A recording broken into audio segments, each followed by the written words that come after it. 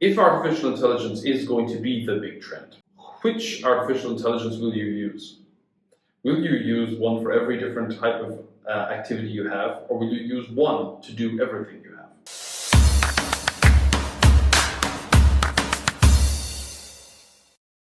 We have been living in relatively good economic times. The U.S. stock market has done well. The U.S. economy has done well. Unemployment is low. Things seem basically good, but yet they're not. We've had this vibe session. We have continued fears about the market, about people's jobs. In general, we're living in a very uncertain geopolitical climate. People are just unsure. I don't know the best way to position my portfolio or what you should do. I can't give investment advice, but I can do probably the next best thing is bring on experts who have more insights than I do. And Eoin Treacy is one of the most intellectual market commentators I know. He is the CEO of a company called Fuller Treacy Money. You can find it on fullertracymoney.substack.com. And I worked with him in the past in the UK, actually. And we're going to talk about the macro environment, what to do now, gold versus Bitcoin, and some specific investments that Eoin is looking at. So Eoin, thanks for joining us. Pleasure. And this is actually the very first BBAE live in-person video, so I'm proud to be filming this. It's a little bit impromptu, let's say, but bear with us and you'll get some good content. So Eoin, you are an Irishman turned Texan. You are a real thinker, I would say, in the field of investing. But let me first appeal to more basic desires with a simple lightning round. Don't think too much about this. These are very simple questions. Did you have any nicknames as a kid? No. No, you've always been Eoin. Yes, it's a short name. And are all the Owens in Ireland spelled with an E first? Is that the standard Irish spelling of Eoin? There's nothing simple about Irish names. So there's EOIN, there's OWEN, there's EOGHAN, and it really depends. Interesting. You know, my last name early is Irish from the Omo Maccabi, which apparently meant king of the early to rise, although it certainly does not. Well, I'm totally not. It does not fit me at all. Well, what was the last stock you bought? Well, I bought the Nasdaq future. Okay. Before that, just curious. I sold my Bitcoin. Okay. Do you do a lot of individual stock transactions, or are you more of like an index or an ETF kind of guy? I'm more of a futures and index kind of guy. Gotcha. Well, perfect for the stuff we're going to talk about today. So last year, 2023, was really the year of the Magnificent Seven. We had seven or eight stocks that dominated the market. 24% of stocks in the S&P 500 outperformed the index, which was an all-time low as far as I understand. In other words, most stocks underperformed the index. That, however, is abnormal. In most years, the S&P 500, the equal weight S&P 500, outperforms the market cap weighted. Will we see a return to that? And if so, when? How soon? The way I think about it is that capitalism trends towards consolidation. Mm-hmm. So the most successful companies buy the less successful companies, you end up with fewer companies overall. Yeah. Now you think about a big bull market like we just had, and it started off actually as the Fang Man companies. And Netflix used to be one of those. Then Netflix fell off and it became the Magnificent Seven. It used to be 8. Now it's more like 5. Right? So what you're actually seeing is a consolidation of power within the stock market around a very powerful theme, which is artificial intelligence. Yeah. So it was more, if we go back a decade ago, and it was the Fang Man companies, it was really the companies that were leveraged to 4G. Yeah. And then also those that were hyperscalers. So hyperscaler meant you didn't have to worry about profits. As long as you had cash flow, and you had low interest rates, and you had access to 4G, you could push the scale of your company higher. Now, companies are already hyper-scaled, and what we're seeing now is a concentration of that trend into artificial intelligence. So now, all of that money that they have on their balance sheets, rather than access to cheap, available free cash, they're spending their own cash now. They're building data centers. They're betting and double betting and triple betting on the growth of artificial intelligence. So that's where you have the narrowing of breadth. That's why you only have 3 or 4 companies now that are still trending higher. And all of them have an artificial intelligence aspect to their business. But what we've actually seen in the last 2 months is a rotation. And those equal weight indices are now starting to outperform. Because you can only hyperscale to a certain extent before you actually have to start making money.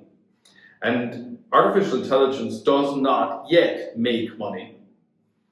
The rest of the economy does.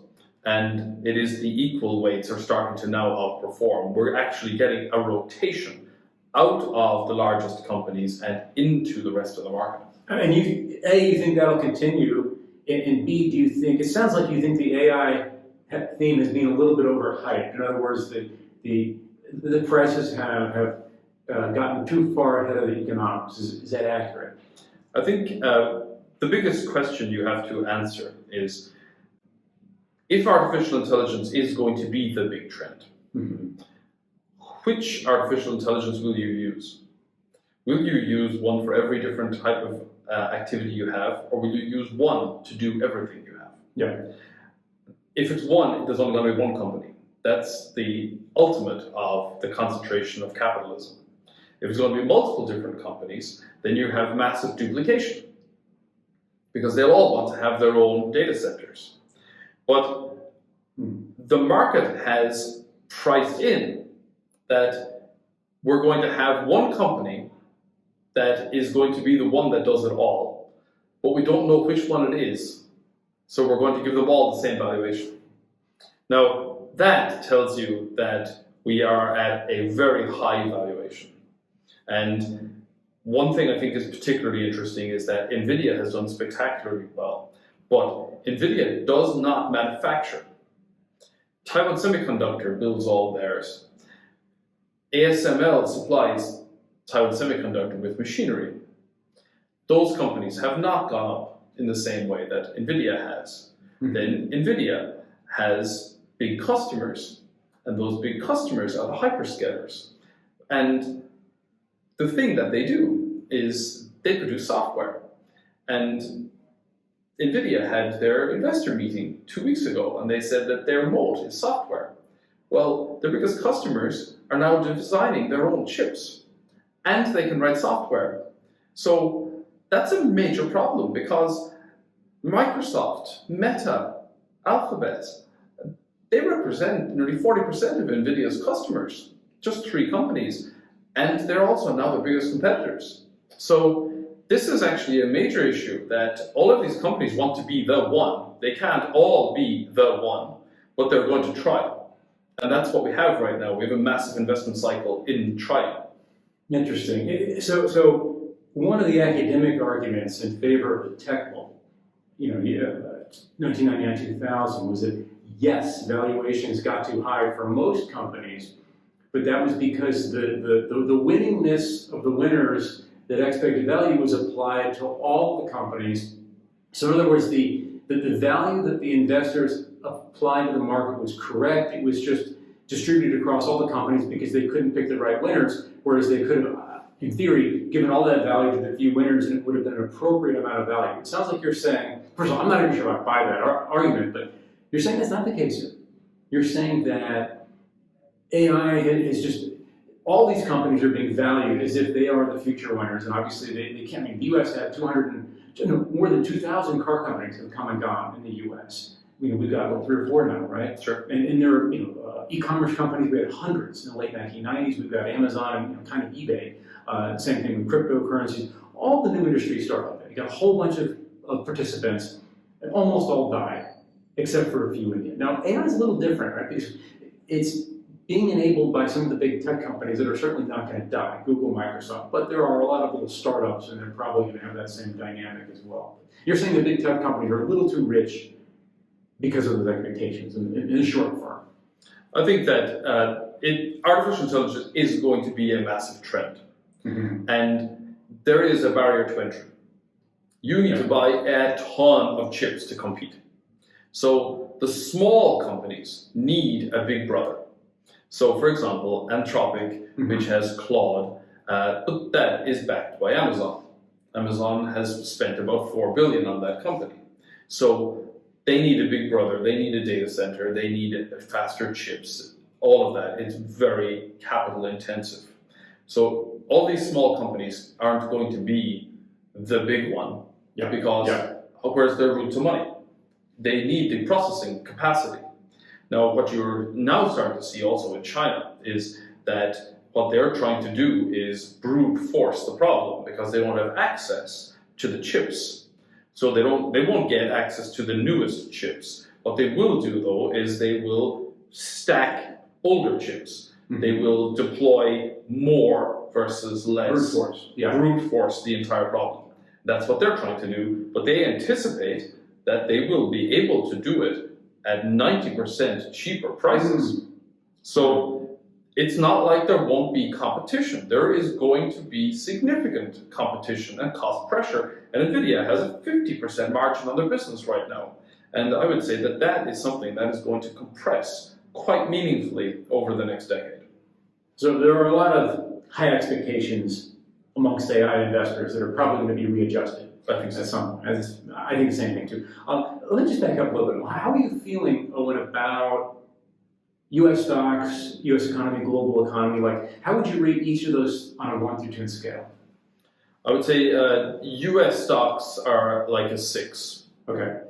The U.S. economy is like a 6. Okay.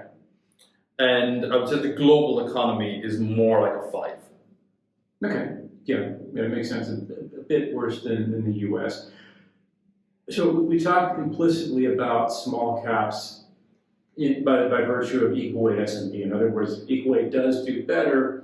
That's probably a little bit better for small caps. Another area that people have been waiting to come back for a long time has been emerging markets. They did great, like 2001 until 2010 or 11, and 18% per year, which is pretty good. And they've basically floundered since then, down like minus 0.2% per year, if I remember the data correctly. Sure. Every year we get these headlines. Will this year be the year emerging markets finally come back? Will it be? What do you think? Well, I would say first that the equal weight S&P 500 is not small caps. Mm-hmm. The Russell 2000 would be small caps, and that is very much an interest rate play. If interest rates go down, they will prosper. There's no question. Small caps have a lot more debt than large caps. Yes, especially variable rate debt. So that's certainly the truth. In emerging markets, it's been a stock pickers environment for the last decade. And if you were in India, you got your 80%. But the challenge is that the MSCI indices are about half China. Mm-hmm. So you can't have emerging markets doing well if you don't have China. But even then, the MSCI ex-China emerging markets have only done modestly better. Mm-hmm. Then you have the fact that Taiwan and South Korea are considered emerging markets. They're not really emerging markets. So if you're going to invest in emerging markets, what you really want to focus on is growth. Mm-hmm. You need to have the demographics on your side, the currency on your side, the interest rates on your side. And that helps. That is helped a lot by a weaker dollar. Yeah. The times when emerging markets lift off and they become the best performing assets in the world, and where everybody is suddenly in a rush to own them, is when the dollar is trending down. That was true in the 1980s, and it was true in the early 2000s, mm-hmm. and it will need to be true in future if we're going to have a mass migration, because emerging markets can do well because they have emerging market focused funds, they have domestic investors, they have emerging markets investing in emerging markets. Mm-hmm. But to have world-beating performance, you need migration from developed markets into emerging markets. There's both a push and a pull to that. Yeah. The pull is the growth, but the push is the fear that you're being robbed because your currency is going down so quickly. Yeah. And you need that. And I think that's coming, but we're not there yet. That's well put. Oh, and another thing, this is kind of at the fusion or the intersection of politics and economics. Another thing you could say, or I would say, is over the past generation, we've had in the developed world kind of a move left, I would argue, in terms of social perspectives, economic perspectives. And there's been a lot of good that has come of that. You could argue that in the recent couple of years, that move has kind of hit a wall. And you have reactions in certain countries, whether it's Israel or Argentina, even the US. Trump got elected to the surprise of basically all the sort of prognosticators. So we've kind of got this recoil to the right. Do you think that's going to continue, number one? And what do you think that means for economists and for investors? Do you think we're going to have a different era in terms of less easy money, tighter policies globally over the next generation? I think it all really goes back to the end of the Cold War. Mm-hmm. After the fall of the USSR, then the pendulum started to swing. Because before that, you had a clear policy that you had to be in opposition to authoritarianism. Mm-hmm. So then there wasn't really a lot of discussion around that topic. And you had to have defense spending, you had to curtail social spending, and a lot of the actions that were underway always had a background effect that something had to be done to curtail authoritarianism. There was a common enemy, basically. There was a common enemy, and that also meant that there was a common response. Well, then at the end of that, there's no common enemy anymore. And then people have to ask the question, well, what are we going to do now? How are we going to structure our society? So what we got isn't necessarily the best solution, but it is what we decided to do. And this is the reality. We have to live with it. So we adopted the WTO, and we said, right, we're going to have a big global economy. And then people were thinking, oh, we could all live happily together forever after, and that there's going to be a big global government eventually, and technology will solve everything else. And what it really did was it moved a lot of jobs overseas. Mm-hmm. Then we also decided, well, now that we don't have to worry about a common enemy, we can start thinking about the environment, and we're going to clean up our economies. We're going to adopt a lot of anti-pollution policies because people like that. Nobody likes breathing bad air. And the way that we're going to do that is we're going to move all of our heavy industry somewhere else. So that also happened, and all of the heavy industry is now in the emerging markets. Yep. And in fact, carbon emissions have gone down in North America and in Europe, and some of that has been because of efficiency gains and more regulation, but a lot of it has to do with the fact that a lot of those industries just went somewhere else. Yeah, it went off someplace else. Yeah. And that's exactly what's happened. So now we're in a situation where moving all of those jobs abroad, it hollowed out the middle class. It robbed people of the ability to fend for themselves and to have a job that would support a family. And the response to that has been to boost social programs. Mm-hmm. But those social programs are expensive. So, and not always very effective, many would say. Absolutely. So what we've now started to see is a pendulum. And the pendulum was held in place during the Cold War, and it started to swing in the early 2000s. And now we're seeing the polarization of the political process and lurches from the left to the right and back again. That's what we're seeing in several countries. And it really depends on the domestic politics, what's going to happen in terms of that pendulum swing. And what it also means is that centrism is kind of gone. Because if you're lurching from left to right, you're not spending any time in the middle. So you need to first solve the main issue, which is that there is not enough money and there are too many people with their hands out. Mm-hmm.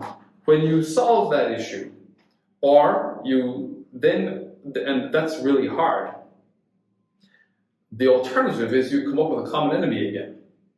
And you say, well, we're going to have to stop the pendulum swinging. We're going to have to adopt centrism because now we have a common enemy again and we have to fight them. So there's a bit of that going on. So then we can think that the pendulum is still swinging in lots of different countries, and there's more elections this year than any other ever. Mm-hmm. So the UK is probably going to swing from the right to the left. The USA is going to have a very difficult election in November, and I think the biggest risk is that there isn't going to be an answer. And we are going to have a lot of lawsuits about who actually is the winner. And then you have Argentina has just swung to the right from being deeply left, and you're going to see similar events happening all over Europe. In many cases, the common enemy now is the opposing political party. Yes. And that's been augmented, I would say, by social media. You know, when we were kids, the TV had a couple of channels. You got up and turned the dial, right? Everybody watched the same news. Now, if I'm on the left and you're on the right, I'm living in my little ecosystem, which would, maybe I'm extreme. And in the old days, I would know I'm extreme. Now I don't, because I'm surrounded by it on Facebook or wherever I'm online, right? Sure. The same thing for you, right? So I know you're the bad guy, you know I'm the bad guy. I think we've got a lot of that going on. Sort of the technology itself, even without Chinese government interference or whatever, but speculating, just the technology itself, I think, tends to do that. Well, I think it's not even that. I think that was actually the really phenomenal insight that Rupert Murdoch had when he created News Corp, was you do not have to produce news for everybody, provided you can capture the attention of your demographic. Yeah. So he went right-wing. The New York Times decided they would adopt the same business model and go the other way. But there's nobody reporting the middle, because now CNN used to be in the middle, and it's not. There's no money. Yeah, there's no money in the middle. There's no money in the middle, so you have to pick a side. Yeah, it's a shame. Shifting gears somewhat. So let's talk about debt, because there are people, well-informed, well-credentialed people, very worried about the U.S.'s national debt. Yet for a decade, literally, there have also been well-credentialed people worried about the national debt. After World War II, people, oh my gosh, U.S. has so much debt, we grew out of it. Are we going to grow out of it this time? Or are those well-credentialed people legitimately concerned? They're legitimately concerned. But that's not the question. The question is now the time where it's going to break? Mm-hmm. Because you can have a lot of debt, and that is going to be fine. Times when people run into trouble with debt is when it has to be refinanced. Mm-hmm. And this is the main issue for the US government today, is that their debt is short. Mm-hmm. So a lot of it has to be refinanced in the next 18 months. So if they do nothing, the deficit right now is about 1.1 trillion. Mm-hmm. If they do nothing and interest rates don't move at all, it'll be 1.6 trillion in, and that's not deficit. That's just interest expense this year. Yeah.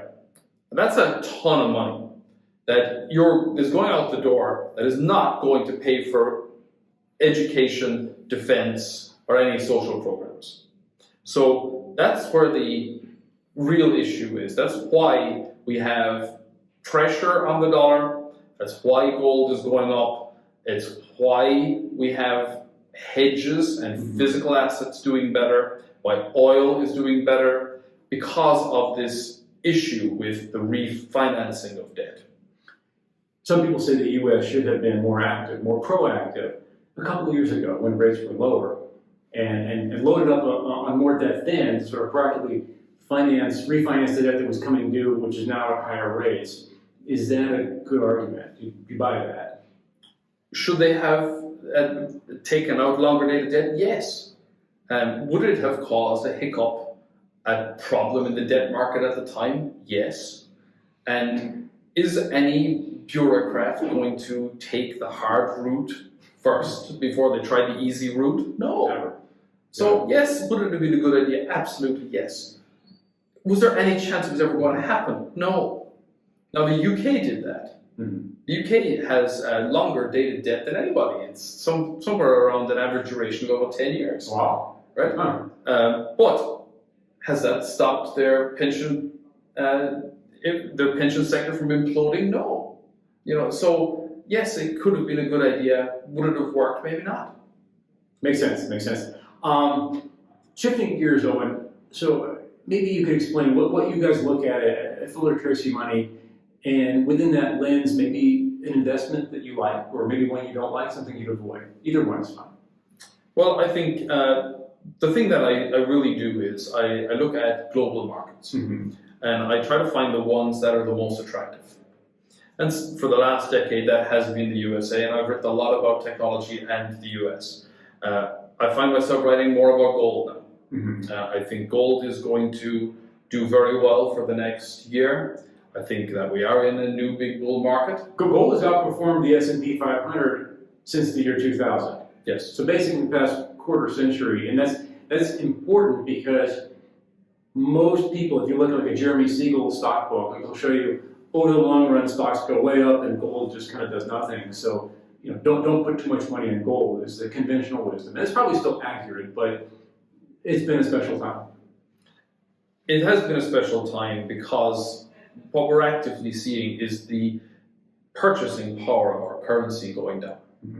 And gold can't easily be, the supply can't really be increased very easily. So it just holds its value because of that inflationary problem. So that's certainly something that's happening today.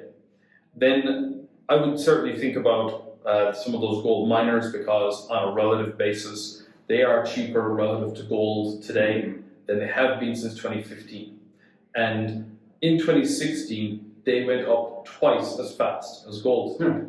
So why is that? I'm just curious. Why do you think that is? Well, because they will do nothing for a long time. And you don't have any urgency. And I think this is highly relevant to Bitcoin. But what happened to gold miners in 2001 was ETFs. So before that, if you wanted to buy a gold share, you had to buy a miner.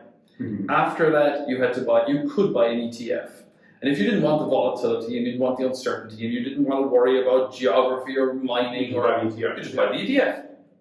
So now mining stocks don't do well unless gold is doing really well. But then they stage phenomenal rallies because of the leverage they offer, and they're the only source of new gold. Now, the exact same thing is happening in Bitcoin. If you wanted to own Bitcoin, but you couldn't as an institutional investor, the only way you could do it was to buy the miners. Then we now have ETFs. And as soon as ETFs were created, the mining stocks went down. So they will not perform unless Bitcoin is surging. Then when you get the Bitcoin surge, you get the altcoin surge. Then you'll get the miners surge. And of course, we have the halvening coming up in, I think, April 19th. So there's a lot of uncertainty about which miners are going to be profitable. The cost of production is going to double. That's not going to be viable for a good portion of that market. If you're an investor, why would you take the risk? You can just buy the ETF. So you're not going to have that sector do well because of the existence of the ETFs. And that makes, to me, that's a direct parallel with what happened with gold. People got a new proxy, basically, and they don't need the old proxy as much, in a sense. How do you feel about Bitcoin? I mean, do you own Bitcoin, first of all, and how do you feel about Bitcoin relative to gold? They're both kind of religions in their own way, right? I do not hold Bitcoin, but I trade it. Okay. And so that sort of answers the next question in terms of, so you do hold gold, it sounds like, or yes, you're willing to hold gold? But Bitcoin, you'll take a speculative profit, more of a momentum play. Are you like a non-believer in the crypto story long term, or agnostic? How do you feel about crypto at large?